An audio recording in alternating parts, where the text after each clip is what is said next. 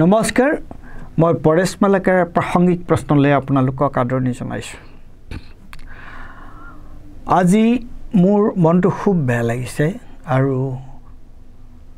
মনটো ভাৰাক্ৰান্ত হৈ পৰিছে বাৰে বাৰে 2018 চনৰ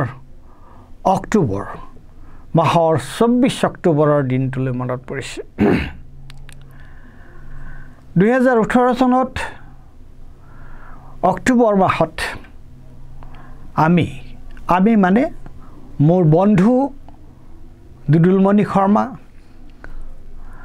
তেওঁৰ পত্নী মাম মোৰ শ্ৰীমতী লিপিকা আৰু মই আমি চাৰিগৰাকী ব্যক্তি কাশ্মীৰ ভ্ৰমণ কৰিবলৈ গৈছিলোঁ কাশ্মীৰৰ আমি বিভিন্ন ঠাই চাইছিলোঁ আৰু এদিন পুৱা আমি গৈ পেহেলগামলৈ গৈছিলোঁ পেহেলগামলৈ যিদিনা আমি যাওঁ পেহেলগাম আপোনালোকে জানে যে পেহেলগাম হৈছে পেহেলগাম এটা কাশ্মীৰখন গোটেই কাশ্মীৰেই হৈছে পাহাৰ পৰ্বত টিলা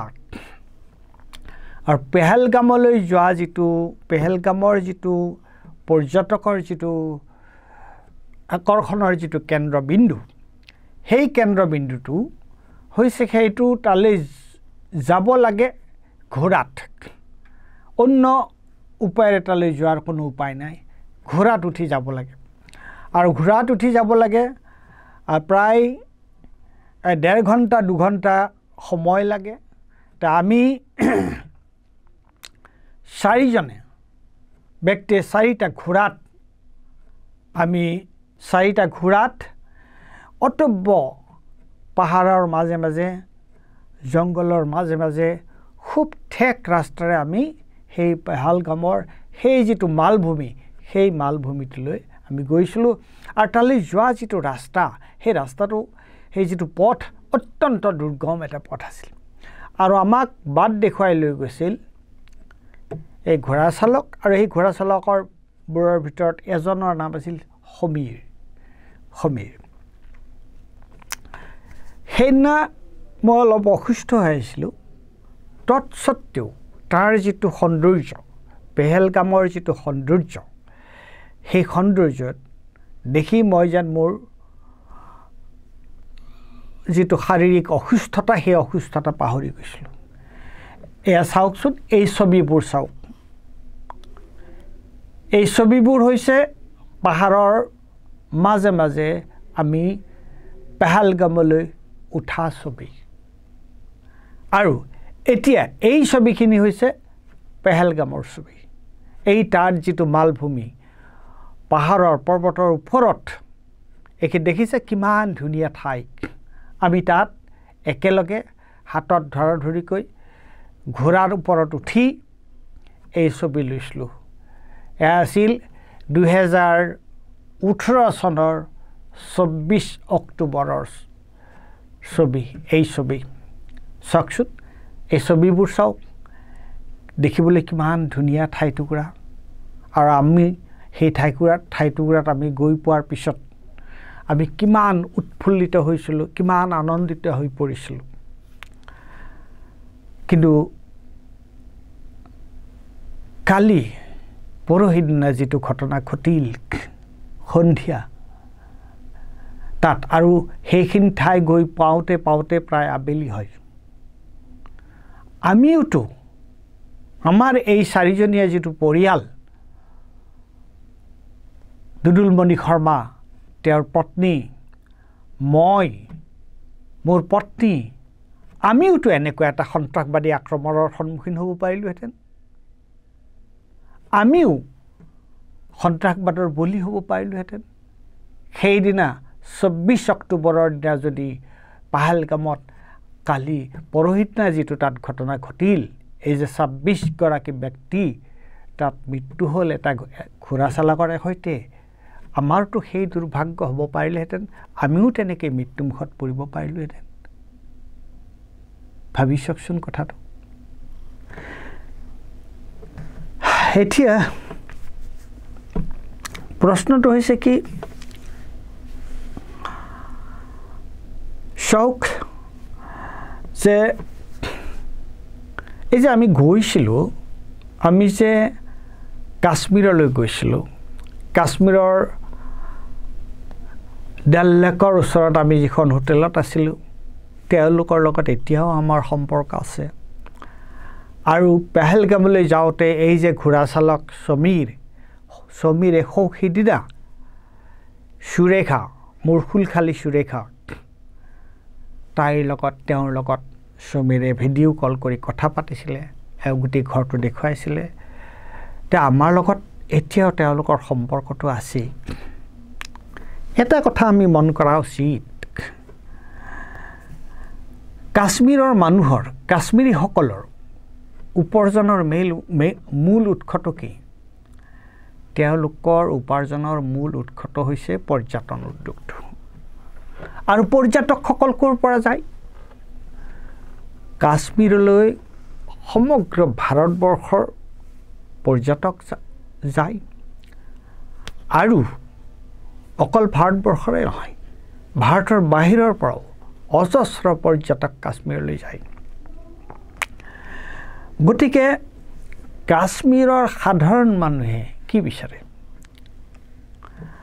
কাশ্মীৰৰ সাধাৰণ মানুহে সদায় বিচাৰে যে তাত এটা স্বাভাৱিক পৰিস্থিতি তাত চলি থাকক স্বাভাৱিক পৰিস্থিতি বিদ্যমান হৈ থাকক কিয়নো স্বাভাৱিক পৰিস্থিতি চলি থাকিলেহে তালৈ পৰ্যটক যাব দেশ বিদেশৰ পৰ্যটক যাব আৰু তেওঁলোকে দুপইচা উপাৰ্জন কৰিব পাৰিব আমি যিদিনা পাহালগামলৈ গৈছিলোঁ মোৰ মনত পৰিছে স্পষ্ট তে সেইদিনাও সন্ত্ৰাসবাদীৰ লগত এটা ঠাইত গুলিয়াগুলি হৈছিল তেওঁলোকে কোনো সাধাৰণ মানুহৰ লগত এইটো ঘটনা ঘটা নাছিল সন্ত্ৰাসবাদী আৰু নিৰাপত্তাৰক্ষী কিন্তু তাৰ মাজেৰে আমি গুচি গৈছিলোঁ কোনো পৰ্যটকক তেওঁলোকে আক্ৰমণৰ সন্মুখীন হোৱা নাছিল গতিকে পৰ্যটক তাৰ আৰু আপোনালোকে গমেই পাইছে যে এজন ঘোঁৰা চালক তেওঁ বচাবলৈ গৈ তেওঁ নিজে মৃত্যুমুখত পৰিল কিন্তু এই যিটো পৰহিদিনা তাত যিটো পৰিস্থিতিৰ সৃষ্টি হ'ল পেহেলগামত যিটো পৰিস্থিতি হ'ল তাৰ মূল কাৰণটো কি এটা হ'ল মই যিটো কথা কৈছোঁ এটা হ'ল পৰ্যটন উদ্যোগ যিটো পৰ্যটন উদ্যোগ কাশ্মীৰৰ অন্যান্য উপাৰ্জনৰ পথ আছে তাত খেতি বাতি হয় উদ্যোগ আছে আপোনালোকে জানে যে তাত কাশ্মীৰী ঊল কাশ্মীৰী চাদৰ যথেষ্ট ভাল তেওঁলোকৰ এইবোৰ উৎপন্ন হয় আৰু ফল মূল যথেষ্ট তেওঁলোকে প্ৰডিউচ কৰে উৎপাদন কৰে আৰু লগতে কাশ্মীৰ এনেকুৱা এখন দেখিবলৈ ধুনীয়া ঠাই যে তাত হাজাৰ হাজাৰ লাখ লাখ লোক তালৈ গৈ থাকে গতিকে এতিয়া এই পেহেলগামৰ যিটো আক্ৰমণ হ'ল সেই আক্ৰমণটো তাৰ উদ্দেশ্যটো প্ৰথম কথা মই যিটো কৈছোঁ যে পৰ্যটন যিটো উদ্যোগ আৰু তাৰ বিপৰীতে কাশ্মীৰ আৰু এটা উদ্যোগৰ কেন্দ্ৰভূমি সেইটো কি সেইটো হৈছে সন্ত্ৰাসবাদো তাত এটা উদ্যোগ আৰু এই সন্ত্ৰাসবাদৰ লগত কোন জড়িত হৈ আছে এই সন্ত্ৰাসবাদৰ লগত পাকিস্তান জড়িত হৈ আছে আৰু পাকিস্তানক সহায় কৰা মদত কৰা কাশ্মীৰৰ স্থানীয় কিছুমান গোট কিছু ব্যক্তি জড়িত হৈ আছে দেশপ্ৰেমৰ লগত তেওঁলোকৰ কোনো সম্পৰ্ক নাই ধৰ্মৰ লগত তেওঁলোকৰ কোনো সম্পৰ্ক নাই কাশ্মীৰত যিসকল পাকিস্তানৰ মূল কথাটো হৈছে কি যে জম্মু কাশ্মীৰত যদি এটা স্বাভাৱিক পৰিস্থিতি চলি থাকে তেনেহ'লে তেওঁলোকে কাশ্মীৰৰ অস্থিৰতাৰ কথা কৈ পাকিস্তানত ৰাজনীতি কৰিব নোৱাৰে গতিকে জম্মু কাশ্মীৰত এটা অস্বাভাৱিক পৰিস্থিতি চলি থকাটো তেওঁলোকে বিচাৰে আৰু সেইকাৰণে পৰ্যটনস্থলীত তেওঁলোকে এই ধৰণৰ আক্ৰমণটো কৰিলে পৰ্যটকৰ ওপৰত আক্ৰমণ কৰিলে সাধাৰণতে আপোনালোকে হিষ্ট্ৰী চাওক সাধাৰণতে পৰ্যটকৰ ওপৰত কিন্তু সন্ত্ৰাসবাদীসকলে সাধাৰণতে আক্ৰমণ নকৰে আৰু পৰ্যটকৰ ওপৰত আক্ৰমণ কৰা মানে আচলতে কাশ্মীৰৰ স্থানীয় মানুহৰ ওপৰত আক্ৰমণ কৰা কাশ্মীৰৰ স্থানীয় মানুহৰ পেটত চুৰি মৰা আৰু সেইকাৰণে আপোনালোকে দেখিছে এই যিটো আপোনালোকে এই ছবিটো চাওক কেনেকুৱাকে মানুহ ওলাই আহিছে আৰু তেওঁলোকে কি শ্লোগান দিছে শুনকচোন हम पहलगाम के बाशिंदे पहले हम हिंदुस्तान के बाशिंदे हैं उसके बाद हम कश्मीरी हैं कातिल को जल्द से जल्द पेश किया जाए जरूर की पुरजोर मजम्मत करते हैं We want मजलूमों का कत्ल কি শ্লোগান দিছে তেওঁলোকে কৈছে যে আমি প্ৰথম হিন্দুস্তান আমাৰ দেশ তাৰ পিছত কাশ্মীৰ আমাৰ ৰাজ্য গতিকে তেওঁলোকে চিঞৰি এই কথা কৈছে তেওঁলোকে জানে যে আজি জম্মু কাশ্মীৰৰ অৱস্থা যদি অস্বাভাৱিক হয় তেলে তাৰ দুৰ্ভোগ ভুগিব লাগিব কাশ্মীৰৰ জনসাধাৰণে তাৰ দুৰ্ভোগ ভুগিবলৈ পাকিস্তানৰ মানুহে তাৰ দুৰ্ভোগ নুভুগে পাকিস্তানৰ এই শাসক শ্ৰেণীয়ে তাৰ দুৰ্ভোগ নুভুগে ভাৰতবৰ্ষৰ অন্যান্য অঞ্চলৰ মানুহে তাৰ দুৰ্ভোগ নুভুগে তাৰ দুৰ্ভোগ ভুগিব তাৰ দ্বাৰা প্ৰথমতে ক্ষতিগ্ৰস্ত হ'ব কাশ্মীৰীসকল গতিকে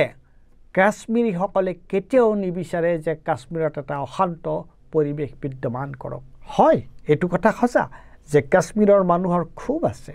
খং আছে সেইটো এটা বেলেগ কথা কিন্তু তাৰ অৰ্থটো এইটো নহয় যে তেওঁলোকে তাত এটা অস্বাভাৱিক পৰিস্থিতি বিচাৰে তাত তেওঁলোকে এক ধৰণৰ উত্তেজনাপূৰ্ণ পৰিস্থিতি বিচাৰে এতিয়া আমি খবৰ কি পাইছোঁ যে দলে দলে পৰ্যটকসকলে কাশ্মীৰৰ পৰা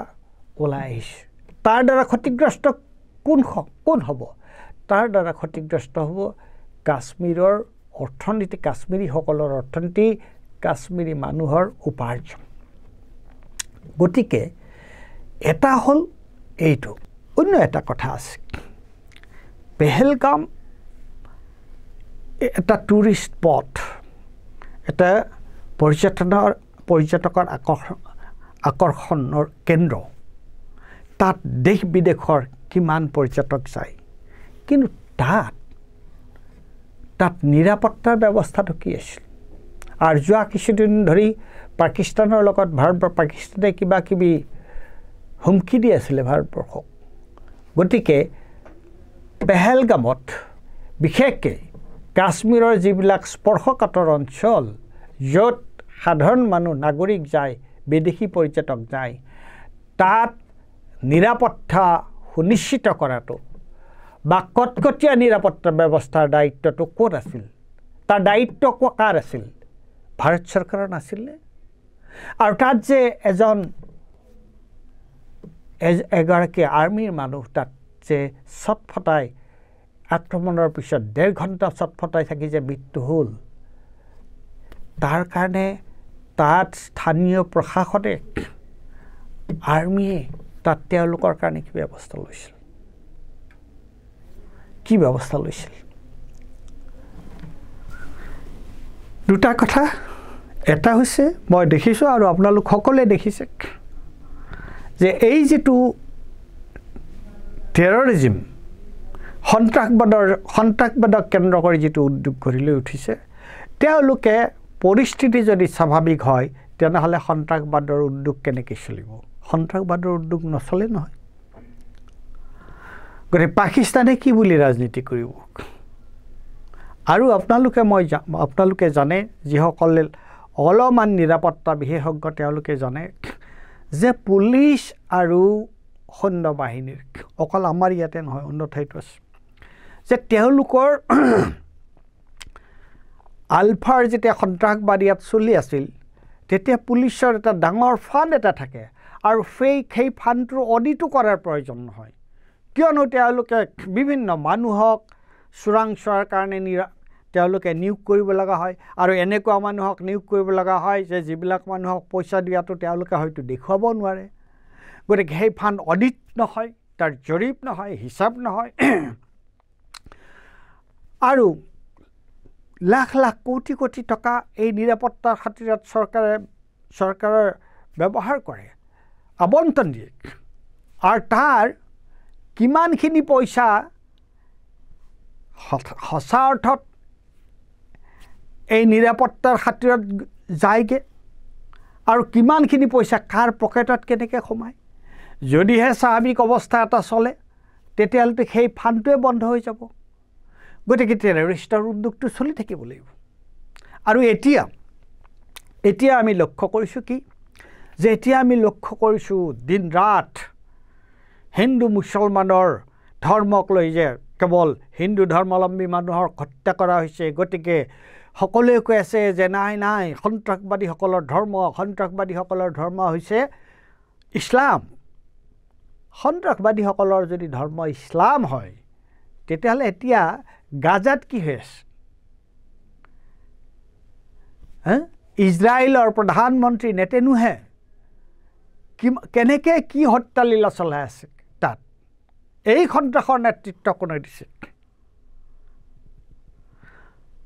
পোপ ফ্ৰেন্সিছ ঢুকাই গ'ল তেওঁ বাৰে বাৰে গাজাৰ এই আক্ৰমণৰ ওপৰত ইজৰাইলৰ যে আক্ৰমণ হৈছিল সেই আক্ৰমণক তেওঁ নিন্দা কৰিছিল খুব তীব্ৰ ভাষাত নিন্দা কৰিছিল আৰু আজি সমগ্ৰ ভাৰতবৰ্ষত আজি হিন্দু মুছলমানক লৈ এটা সাম্প্ৰদায়িক বিষবাস্প সৃষ্টি কৰিবলৈ চেষ্টা কৰা হৈছে কিন্তু নিৰাপত্তাৰ খাতিৰত এই মানুহখিনিক নিৰাপত্তা দিয়াৰ দায়িত্বটো কাৰ আছিল জম্মু কাশ্মীৰ এডমিনিষ্ট্ৰেশ্যনৰ আছিল নাই আৰু আমাৰ চোৰাংচোৱা বিভাগৰ আমাৰ গৃহ দপ্তৰৰ আছিল নাই তাৰ ব্যৰ্থতা কোনে মানিলোঁ 2014 চনত আজি এইটো ভাইৰেল হৈছে 2014 চনত মোদী ডাঙৰীয়াই কি কৈছিল আপোনালোকে শুনকচোন 2014 के पहले वो भी एक वक्त था कि जब आतंकी आकर के जी चाहे वहां जब चाहे वहां हमला कर सकते थे 2014 के बाद स्थिति ये बनी कि जब वहां उस समय 14 के पहले निर्दोष लोग मारे जाते थे हिंदुस्तान के कोने कोने को टारगेट किया जाता था और सरकारें चुपचाप बैठी रहती थी मुंह तक खोलने को तैयार नहीं थी आज 2014 के बाद का हिंदुस्तान घर में घुसकर मारता है তেওঁ কৈছিল শুনিলে গতিকে এতিয়া তেওঁ তেতিয়া এই ধৰণৰ ভাষণ দিছিল আকৌ এবাৰ শুনি লওক এতিয়া ক্ষমতাত কোন আছে যোৱা 10 বছৰ ক্ষমতাত কোন আছে বিজেপি চৰকাৰ মোদী ডাঙৰীয়া নিজেই তেনেহ'লে যোৱা 10 বছৰত কিয় জম্মু কাশ্মীৰ অশান্ত হৈ আছে কোৱা হৈছিল 370 ধাৰা বাতিল কৰাৰ পিছত জম্মু কাশ্মীৰলৈ শান্তি আহিব জম্মু কাশ্মীৰলৈ শান্তি আহিছেনে আপোনালোকে জানে যে মেজৰ জেনেৰেল বক্সি কি কৈছে তেওঁ এসময়ত বিজেপিৰ উগ্ৰ সমৰ্থক আছিল কিন্তু এই যে আপোনাৰ আৰ্মি এপইণ্টমেণ্টৰ ক্ষেত্ৰত তেওঁ তাৰ বিৰোধিতা কৰিছিল এই যে তেওঁলোক যে মাত্ৰ 4 বছৰৰ কাৰণে আৰ্মিত নিয়োগ কৰাৰ যেটো কথা ওলাইছিল মেজৰ জেনেৰেল বক্সি এতিয়া কি কৈ আছে মেজৰ জেনেৰেল বক্সি এসময়ত বিজেপিৰ উগ্ৰ সমৰ্থক আছিল তেওঁ ৰিপাব্লিক টিভিত অৰ্ণৱ গোস্বামীৰ টকশ্বত বহি তেওঁ কি উগ্ৰ ভাষণ দিছিল কিন্তু অগ্নিবীৰ যেতিয়া এই চৰকাৰে অগ্নিবীৰ আঁচনিৰ যোগেদি অস্থায়ীভাৱে জোৱানক নিযুক্তি দিয়াৰ যিটো পৰিকল্পনা তেওঁলোকে কৰিছিল আঁচনি কৰিছিল তেতিয়া এই বক্সে কিন্তু ইয়াৰ তীব্ৰ বিৰোধিতা কৰিছিল আৰু এতিয়া কালি নিউজত আজি নিউজ পেপাৰত ওলাইছে বক্সে কৈছে যে এতিয়াও আৰ্মিত 1,80,000 আগৰ তুলনাত 1,80,000 নিয়োগ কমাই দিয়া হৈছে গতিকে কেৱল হিন্দু মুছলমান কৰি থাকিলেতো নহ'ব এতিয়া যদি নিৰাপত্তা এতিয়া যদি কোনোবাই এতিয়া যিবোৰ হতাহত হৈছে এতিয়া যিবোৰ সন্ত্ৰাসবাদী কাৰ্য হৈছে এই সন্ত্ৰাসবাদী কাৰ্য ৰোধ কৰিব নোৱাৰাৰ কাৰণে তাক প্ৰতিহত কৰিব নোৱাৰাৰ কাৰণে হয় আমি একবাৰ নহয় এবাৰ নহয় দুবাৰ নহয় 100 বাৰ আমি সন্ত্ৰাসবাদ নিপাত যাওক সন্ত্ৰাসবাদ নিৰ্মূল হওক মৌলবাদীসকল নিপাত যাওক আমি ধ্বনি দিম আমি পাকিস্তান মুৰ্দাবাদ ধ্বনি দিম কিন্তু আমি সন্ত্ৰাসবাদী কাৰ্যকলাপ ৰোধ কৰিব নোৱাৰাৰ কাৰণে আমি কাক জবাবদিহি কৰিম যি মোদী চৰকাৰে 2014 চনত তেওঁৰ আগৰ চৰকাৰক তীব্ৰ ভাষাৰে সমালোচনা কৰিছিল যে কাশ্মীৰৰ সমস্যা সমাধানৰ কাৰণে কাশ্মীৰৰ সন্ত্ৰাসবাদীসকলক ৰোধ কৰিব সন্ত্ৰাসবাদী কাৰ্যকলাপ বন্ধ কৰিব নোৱাৰাৰ কাৰণে আৰ্মিক তেওঁ দোষাৰোপ কৰা নাছিল তেওঁ দিল্লীক দোষাৰোপ কৰিছিল সেই সময়ৰ চৰকাৰক দোষাৰোপ কৰিছিল এতিয়া আমি কাক দোষাৰোপ কৰিম এই যে এনেকুৱা নাৰকীয় জঘন্য সন্ত্ৰাসবাদী কাৰ্য সংঘটিত হৈছে পেহেলগামত তাৰ কাৰণে আমি কাক দোষাৰোপ কৰিম খুব মনৰ ক্ষোভ আৰু দুখ বহুত আছে মই আপোনালোকক সেই ছবিবোৰ দেখুৱালোঁ কি সুন্দৰ ছবি কি ধুনীয়া ছবি কেনেকুৱা পৰিৱেশ কিন্তু মই সামৰণি মাৰিব বিচাৰিছোঁ এটা আমি দল লেকৰ ওচৰত আমি যিখন হোটেলত আছিলোঁ তাৰ পৰা আমি অলপ দূৰলৈ আহিছিলোঁ এখন বজাৰলৈ আমি তাত কনফেকশ্যনাৰিজ অৰ্থাৎ বিস্কুট কেক এইবোৰ কিনিবৰ কাৰণে এখন হোটেললৈ আহিছিলোঁ আৰু আহোঁতে এই হোটেলখনত বস্তু কিনোতে আমাৰ লগত চিনাকি হ'ল তাৰ যি বেকাৰী তেওঁৰ হোটেলখনৰ যিজন মালিক তেওঁৰ মুখখন মোৰ এতিয়াও স্পষ্ট মনত আছে তেতিয়া মই যদি মোৰ তাত ছবি আছে সেই ছবিখন দেখুৱাবলৈ চেষ্টা কৰিম যদি আছে তেওঁৰ লগত এটা বন্ধুত্ব হ'ল সেইদিনাই আমি কাশ্মীৰ এৰি অহাৰ কথা তেওঁ ক'লে যে আপোনালোকে যোৱাৰ সময়ত কিন্তু মোৰ ইয়াতে সোমাই যাব আৰু আমি সঁচা সঁচিকৈ আহোঁতে তেওঁক লগ কৰি আহিছিলোঁ তেওঁ কেনেকুৱা আৱেগিক হৈ পৰিছিল আৰু তেওঁ এটা কথা কৈছিল যে আপোনালোক অসমৰ নৰ্থ ইষ্টৰ যি বেদনা আমাৰো বেদনা একেই হয় আমাৰ ইয়াত স্থানীয়ভাৱে কিছু মানুহ কেতিয়াবা কোনো এই সন্ত্ৰাসবাদীসকলৰ কথা তেওঁ কৈছিল যে মানুহে দুৰ্ব্যৱহাৰ কৰে কিন্তু তেওঁ আঙুলি হাত সন্মুখ দেখুৱাই দি কৈছিল হাতৰ জানো এখন হাতৰ 5টা আঙুলি যাতে সমান গতিকে বেয়া মানুহ সকলোতে থাকে সন্ত্ৰাসবাদীক সমৰ্থন কৰাৰ কথা নাহে কিন্তু আজিৰ এই দুৰ্যোগৰ সময়ত এই দুৰ্ভাগ্যৰ সময়ত আমি যিসকল লোকে তেওঁলোকৰ নিকট আত্মীয় হেৰুৱালে তেওঁলোকৰ পৰিয়ালৰ ওচৰত আমি থিয় হ'ব লাগিব